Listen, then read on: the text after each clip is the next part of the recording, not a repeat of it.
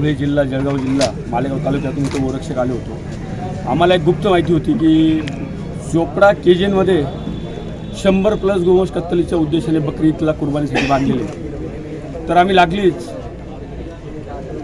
आविष्कार भैया भुसे यांना फोन केला, त्यांनी SP साहेबांना फोन केला, माहेश्वरी रेड्डी साहेबांना, ॲडिशनल SPंना फोन केला माहेश्वरी रेड्डी साहेबांनी। ॲडिशनल SP साहेबांनी आम्हाला LCBचा एक अधिकारी दिला। तिथं स्पॉटला गेल्यानंतर पोलीस कर्मचारी सुरक्षित नाही, पोलिसांसमोर गोरक्षकांना पण मारण्याचा प्रयत्न केला, पोलिसांना हिसकाबुसकी झाली। मग आम्ही सर्व गोरक्षक, संतप्त गोरक्षक जेव्हा पोलीस स्टेशनला आलो तर इथले चोपडा पोलिसांचे कर्तव्यदक्ष API मधुकर साबळे सर ते आम्हाला आरेरेची भाषा करायला लागले।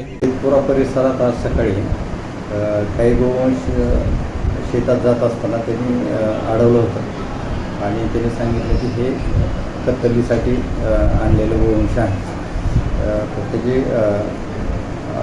खात्री केली आणि आम्ही पुढील योग्य ती कारवाई करत आहोत। म्हणजे खरोखरच जर कत्तलीसाठी आणलं असेल तर योग्य कायदेशीर कारवाई करत आहोत। पण त्यांचं असं म्हणणं आहे गोरक्षकांचं की ताबडतोब ते जनावर ताब्यात घ्या, गोशाळेत टाका आणि नंतर पुढील काय आहे ती खात्री करा, यासाठी ते पोलीस स्टेशनला येऊन सकाळपासून थांबले।